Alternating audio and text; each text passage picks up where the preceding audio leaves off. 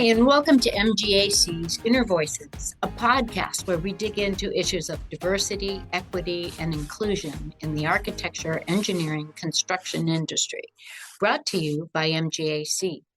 I'm Beth Scully, residing in Seattle, Washington. I'm a Senior Project Manager, and we do offer a disclaimer at the preface of this podcast. We are not experts in anything diversity, equity, and inclusion. As a person who identifies as a cisgender, I can speak to my lived experience and do my best to help our guests share their experiences as well. Our goal isn't to be the all-in, end-all experts on diversity. Rather, we want to share stories and figure out how together we can create better outcomes for all of us in the AEC industry and beyond. Today, I'm talking with my good friend, Malu, as I call her. I've had the distinct pleasure of working at T-Mobile with Malu, and she is brilliant. She is all things data. She is an amazing, intelligent woman. And by the end of this podcast, I hope you'll get to know her, her story, and be genuinely moved by that. But Malu, could you give us a little bit of your background, where you were born, your story a little bit? Let's dive in. Sure, but thank you for having me in this podcast, and I'm so happy to join you. My name is Malathy Amirthalingam, and I'm from Samamesh, Washington currently, but I was born in India, Tamil Nadu.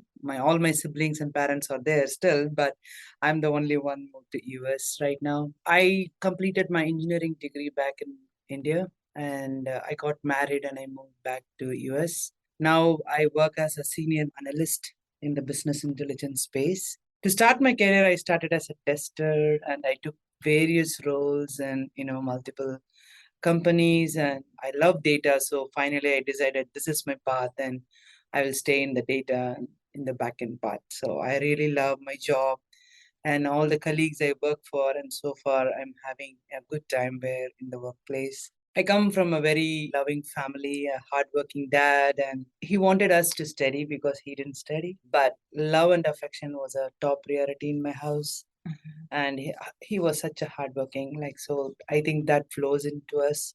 So we just work hard to achieve something. It doesn't come inherited from the previous generations or something like that. Yeah. My dad ran a business, so we did not go into that path. My older brother took his path anyway, but all others are in a different professions and they're happy what they're doing. And my dad will be so happy looking at us now. We lost him a few years back, but the pride we carry under his name is, I feel so proud on a daily basis. So I apply all his principles and way he taught us on my daily work and my personal life. And it really helps me to grow, to be a better person. So who I am right now. So I'll thank my dad and mom forever in my life. I love that so much, and I know it's even a deeper story, and I just want to stop and acknowledge the loss of your dad, but what a profound influence he was for you. Yes. Beautiful. And I know that growing up in India, Malu, you experienced a caste system. Oh, yeah.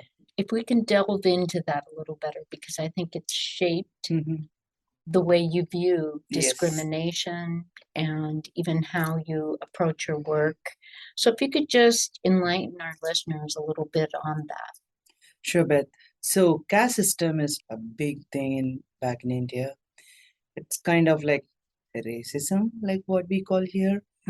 But caste is how people are treated, how they are divided, and what are the things they get is widespread based on the caste.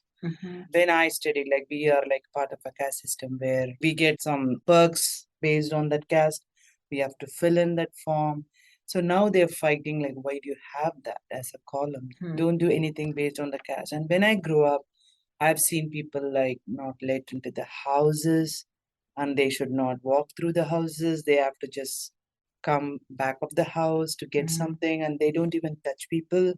They have separate plates for them and all those things. Why that difference, right? When we studied history, and unity in diversity is one of the top things, and treat people equal, and everything we study and it's in books. when you go into reality, it's like, why are they doing this? They do all the work, but why are they not allowed into the temple? And that question was like triggering in my back of my mind, why they are not doing this and why they are seeing the people different based on the colors and things. Like even there we had that. I don't say like, oh, it's a perfect place to live in and there's no issues. No, there are issues. There are like people go through worse things. They don't even get the basic things that they need to have in their life. And some of the jobs only those group of people needs to do. And like they can do improvements, but they have never done it. Now the youngsters are fighting and they are saying like, hey, technology has grown and everything has changed. Why these jobs needs to be done manual and why they need to suffer. So they are finding some solutions to it. But the caste system is not ending anytime soon. So they still fight, they kill, which I'm not like a big fan of. But looking at those things and after moving here, like here it's like a complete different picture, right? Yeah. Here. So when I saw that, like, why? It's just like a skin color, right? It doesn't do anything beyond that. It's like the blood is like all red for everyone. It doesn't make any difference. And why do you see people, you segment people, oh, those people, they are like scary, or like they do these kind of things, or like they are not fit for it. And it doesn't matter. Like every individual is born with a talent. You cannot judge by the look, or like you cannot say, oh, you'll not be able to do that. You never know. I learned that's not the correct way to treat people. And every time some incident happen, I just pray and I cry seeing the incidents. But I always feel like something will happen, but people are always going backwards. Yeah. Only the hot topic for a week and then it's gone. Dissipates. It's just like we talk like, "Oh, this can be done, that can be done." And then after 1 year, everybody say like, okay, this has happened in a year back. That's it. Yeah. And like the affected people are affected, and that mark or a scar is never fading anytime. In a talk show, I saw that host was just talking like a similar incident, and she was in full tears. That happened like 2 years back. Right. Even thinking, right, it hurts them because it's their, like, it's a right to be there, and it's something they go through. Yeah. It's not fun. unjust.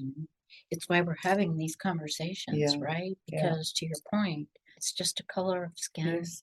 I know that caste system sort of set the groundwork for how you viewed the world. And yet you were probably through the encouragement of your dad and the recognition of your brilliance, you chose and went into engineering. Yeah. And you and I have spoken about this. You weren't just the only woman. Yep. Whereas stateside is still very much a male dominated field of work. Yep. And you came to the States and you were married. Yes. And did you speak English? Nope. Not a word. And yet, let's chat about that. The funny part is like I studied in a matriculation school back in India. There it's like we studied and I can understand. I can speak very little. It's like we don't converse like fully in English, but I can at least like communicate with people. I feel proud when my mom or dad like go somewhere and they hear me speak English. Oh, my kid is talking English. So when I got married and I came here, it was like completely different for me. In a real time world, you need to converse with people in the language. I was literally scared, but my husband encouraged me a lot. Credit goes to him.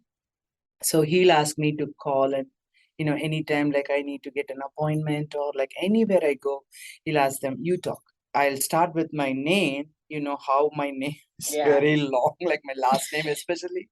So they asked me to spell it and I'll start with A for apple and blah blah blah. And then like that's how I started communicating. But there will be mistakes, like I feel like shy, like I don't call. That's how I slowly came out of that shell of talking. The way I talk now, it's completely different from the way I talked then. Unless you speak and practice, you will not get pro in it, right? So it was like a tough journey for me, I would say. That was a big struggle I had. Then I started working. I started my career as a checkout person. So that gave me like a different angle of, oh, this is how we communicate. You say like, hi. You like say, thank you. And then I studied testing certification or a testing course in UW. So I met a lot of people and in different diversity into that course and Yeah. different age people were there. That gave me like a lot of hope, like, oh, they understand how we talk. Beautiful. But that's where I was when I moved here in 99 after 21 days of marriage. Oh my goodness. Like in 21 days, I was here. So much change for me. The weather wise, Everything, right? everything. And you are sitting inside the apartment. In India, it's completely different for us. All the doors are open. Anyone can come anytime. You cannot be in a quiet zone for like 5 minutes. At the time I grew up, till 10:30 at night, it'll be like loud. You can imagine when I moved there. No sound. Oh yes. I survived Yeah. all these and I got adjusted. And I'm here for almost like what, 24 years now? Half of my and your English is better than Oh, most yeah. people's. Thank you. You're so articulate and brilliant. As a woman, you maintain your intelligence. And when I watch you in meeting and when I watch you start to dive into data, you're doing things so swiftly. No one can keep up with you. Oh, thank you. And it just makes so much sense to you. But I want to talk about that caste system and how it's helped you view and face discrimination here. When I go to temple, some person was like, "Oh, don't touch, stay away." Like they use their hands, and I was like, "What's wrong?" I took bath. I came to the shrine like pray, and the priest was like, he knows us very well, and he offers us like, "Okay, do this, do that," and this person did that, and he immediately reacted. Malathy, come next to me and stand here. She stays with me. And that person got like shocked and like, what's happening? So that time he delivered saying, hey, everybody is equal in the temple. Nobody is getting discriminated here. He said, like, you can leave. You are welcome to leave anytime. This person belong here. Beautiful ally moment. Oh, yeah. That day struck me like, oh, wow. Before God, people treat you like this, whether it's Christianity or like Muslim or Jainism, anything. God is one. It's like a supreme power. You can worship in any form. It doesn't matter. At the end of the day, you're connected to Him. Do good. Don't hurt anyone. You are a best person in the world. I have only two things I'll follow. I will pray. But unless I am very kind to myself first and kind to others, nothing else matters. At the end of the day, it doesn't matter. Whatever you do, puja, or like whatever you offer, or whatever you do, you need to be kind. Like you need to be available to help others when they are needed. And then don't hurt anyone, even physically or like by words. You will have the happiness automatically. Yeah. That's what I feel. Well, you're beautiful at radiating that happiness. God has given me this life. He might have taken it any time. I'm on the earth for a reason. My parents has given birth to me for some reason. I always tell my mom, I'm here. There is a reason. So don't worry. I'm happy. I'm alive, right? Like after this COVID thing, people being alive is a big thing because I lost a lot of loved ones during that time. Those are the two principles I follow every time. So that keeps me happy. Unlike anything like dispute with anybody, I don't want to talk back with someone else. Hey, this happened or anything. Just like straight. Even at work, I like to be very transparent in what I'm doing. I'm still learning. I'm not a pro or anything. I always call it out. Like if you feel like even some small things you want to call it out, please do. I'll keep the ground open. That will help you to grow. Otherwise, if you're not listening to others, what will happen? If you keep on talking and if you're not listening, I think that's not like a growing thing. Never argue with people. That molded me into a different person being here alone. This 24 years has been like a different stage in my life. I think the thing that I'm so impressed with about you is that even in the face of discrimination, even in the face of people being combative with you, you come with just this beautiful energy that isn't defensive. It's, as you're saying, it's wide open. Yeah. And tell me about it. And I've watched you disarm Mhm. People who are getting very worked up about data. Yeah. And this data is not correct. Where did we get this data? Why are we using this data? You bring just this energy of just peace and calm, and it shuts the room down. Nothing is perfect. You always try to be perfect, but there is always something like lagging. In a room, we have 10 or 20 people. Not everyone has a good morning. They are not in the same mood as you. It's a mix of everything. We'll take data as an example. They say, like, your data is wrong. I will say, okay, let me look into it. I would not say like my data is perfect. How can you say that? That will never work in the workplace. Yeah. I'll say like, hey, you know what? Maybe something is wrong. Let me check the source and let me check the query. And so that they'll feel, oh, okay, something is missing. And I'm happy when people find issues and tell me. It really helps me to drive in that direction. And that will put down that fire at that time and they'll feel like little better. If I'm also screaming, that will not end up in a good place or we'll never find a solution. In workplace wise, I've seen some people will be very sad. Some people will be very stressed. I'll at least check on them saying like, hey, are you doing okay? Do you want a coffee? Do you want a hug? Because you never know what they're going through. Some days are very hard. Even for me, after losing my dad, coming to work was like a big challenge. I was lost completely. So I have to cope up. I have to live for my kids, my family. I have to support my mom and my brothers. And because with my dad, they are completely lost more than me. I try a lot of principle at a lot of places. I know I have so much stress. My kid said you should never talk or like, no, don't communicate. When you're angry, don't type and send message. You never know what you're typing in. You might look very bad, even though you're saying the right thing. At workplace, I don't feel any jealousy or I'll say like it's my work. I'm doing my work. If that gives me growth and next level, I'm happy to take it. If I am suffering, I think of people who are suffering more than me. No complaints, right? You have hands to eat, your food on the table. Your great humility is coming through loud and clear, Molly. All my credits goes to my dad and mom and my siblings. I don't know what will I do without them. We had so much connection. I always say like I want to be born again in the same family, like with you guys. And what a tribute. Yeah, these qualities in me is just like from my parents. My father worked for a salary starting 250, I think. And he didn't have any fancy car. He just had a bicycle. Raised all of us. Everybody had a good education, food, dress. Now we have cars and I drive around like my dad did. Can you equate that for listeners? What is 200 rupees? In the current rate, $1 is 70 rupees. It's less than $5, you can say. Right. A month. A month. And yet you have this beautiful spirit, this beautiful family, and this beautiful way to walk in the world. So in our industry, as a woman of color, and great intelligence, what advice would you give to people that have come up against this discrimination in their workplace?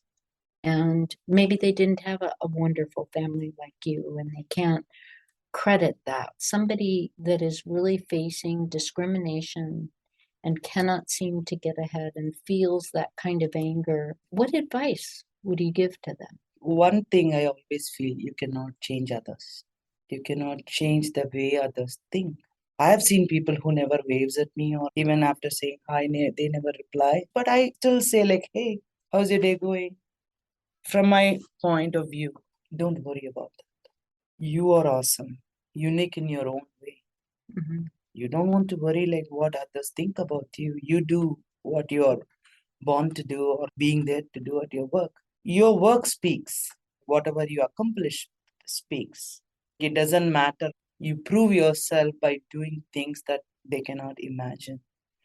I don't need to prove myself. I apply this everywhere. I don't want to prove, oh, I'm a good person in the family. Oh, I'm the best person you can be. No, I never do that. If you know me and you know me as a person, and you like me, I'm fine.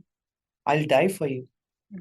But at the same time, if you treat me bad or treat anyone around me bad, that's totally a different thing. You don't have that sense of competition No. because you don't have insecurity. No. So I think that kind of mentality will keep us moving and growing. If you are like worrying about all these things, I know discrimination is a big thing and the pain it causes, I can totally understand.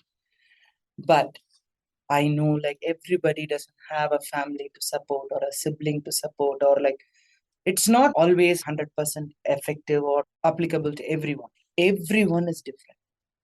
But you come out of the struggle by studying and make that as a priority. Any work you do it with full passion. And if you don't like it, do a work that you like. You do what you do. Automatically, everything changes. If you keep on worrying and complaining, I think that will hurt you only, not others. You think like people discriminating and like talking will sit and cry for anything? No. You are the one who are really hurt and you are going through that thing. I know it's not a joke. I feel for them, but I still feel like why? Everything is changing. You have the whole world in your hand. Like in a phone, you can do everything, but still you're like this. I never understand that part. What is the point talking about we going to Mars and other things like that? Who cares? Who cares? You're not valuing the humanity like in front of you. If you don't respect others, like what's the point in having all these fancy things and doing fancy things? It doesn't matter. My daughter said when she was 4, I think, love yourself before loving others. That struck me like, oh wow. I don't know what made her to say that, but that made an impact in my brother's life and my life a lot because he lost his wife at the time. Because if you don't love yourself, you'll always have a complaint about yourself. It becomes your focus. There's always something thirsty about you and in you. Just be proud of like whatever things you do. Right. You know, people will ask like, oh, why you keep the bindi? Or like, why you wear this? It's my culture. If people are asking, oh, this is the thing that I tie during marriage, or, you know, I can explain, I get excited about that because that values more to me than to others. Small things we can at least express to others. Be proud of yourself, proud of your culture, proud of your traditions, where you come from. You don't need to be shy to tell that, you know. I grew up in India. My kids were born here and they are growing up here. Totally different.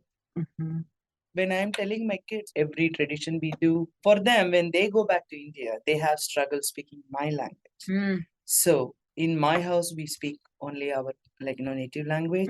So they are very comfortable when they go back or communicate with my parents or like anybody back there. Now I'm so happy. No, they love speaking it. And my older one said, like, I'll make sure my kid will learn that language. That fulfills me. Okay, keep up with whatever you're doing. You don't want to change. That's the one thing I teach my kids to. Don't change for anyone. If you feel shy, if you don't want to take it, that's fine. But don't think like, oh, somebody will tell something, so I'm not taking my food. Right. The confidence to be proud of your culture, to be proud of your family, to be proud of who you are. And I think sometimes when we talk about discrimination, it becomes this, what do I do? How do I make impact? And it's just in those moments where, you know, maybe someone is sitting next to you in a meeting and they say, oh, wait, no, Malathy, you belong. Yeah. Or whomever, right? It's those small moments that impact the person that's receiving that and impact the person who just thought, oh, this will be fun, right? Or funny or whatever. Yeah. And then to add to that point, back in my village, like people are not allowed inside the temple, one group of people. They do all the hard work for you, but you don't allow them inside the temple. So they'll stand outside the temple and worship. My dad literally fought for them and he asked them, like, let them come inside, you know, otherwise no work will be done for you in future. There it is. That's how he did. Now they go into the temple, they worship. How I felt that work he has done for the people and the things he has done for the people helps out even if he doesn't have a money. That kind of a person he is. So after he passed away, we had food served for everybody in the village. And one person started crying before eating in tears. He said, like, there is no other person like your dad. That moment, Beth, I felt like I'm so happy. I'm so happy to be your daughter.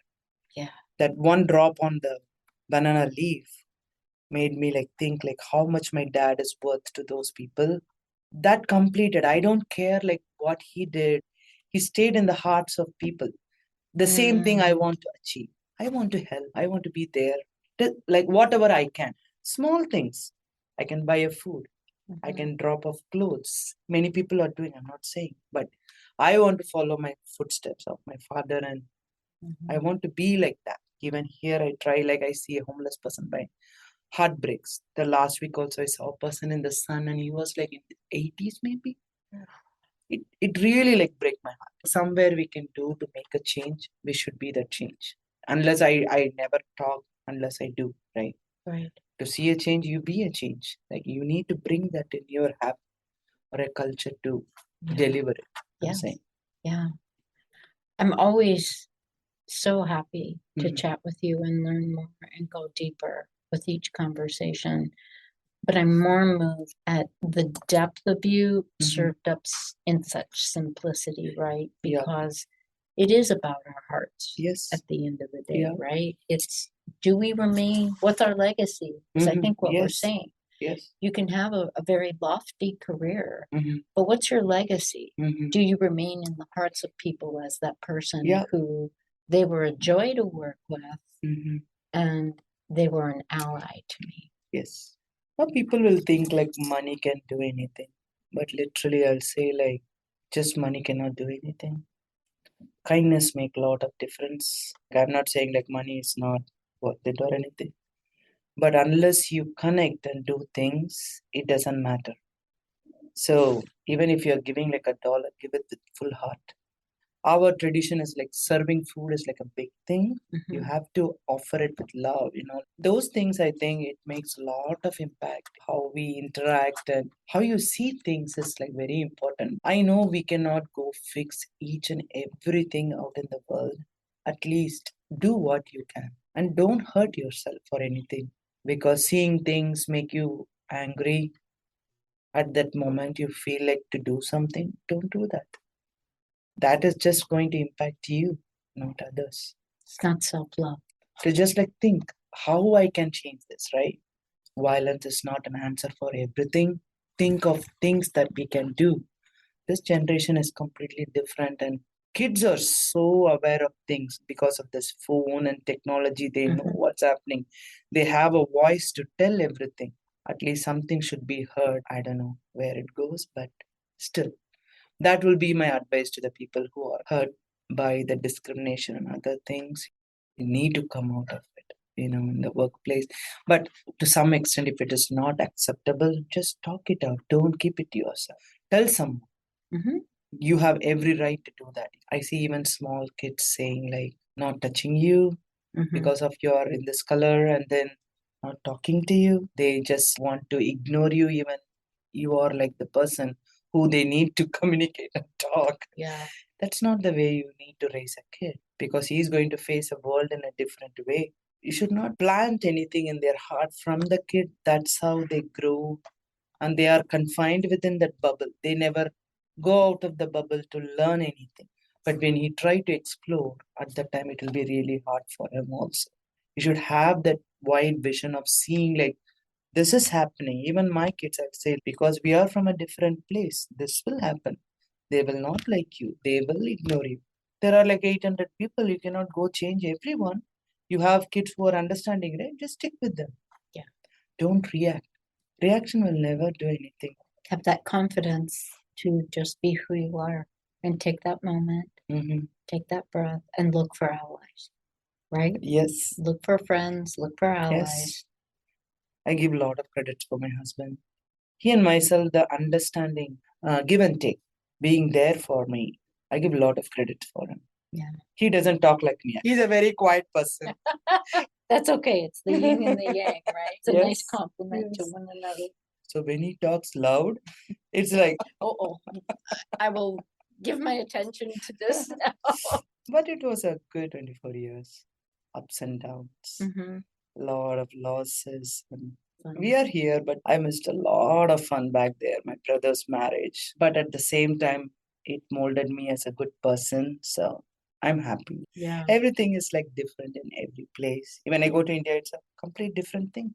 As long as like we are just like taking what is given and going on. I appreciate you so much, Mm. Malu. I appreciate the spirit that you've brought to this podcast Mhm. and the energy. It has been my utter pleasure to be with you. And I have to say, even more than that, I'm privileged to work with you and call you my friend. Oh, as well. thank you, Beth. I'm so happy to be part of this podcast, and I'm always happy to talk to you anytime. It was so much fun. Glad I could share my thoughts and, Thank you for the courage to Yeah. do that and to, maybe inspire a lot of people as Yep. they listen. Glad I could. Thank you. Thank you. That concludes this podcast of MGAC Inner Voices. Thank you so much for joining us. And please check back next month for another episode of Inner Voices. Until then, take care.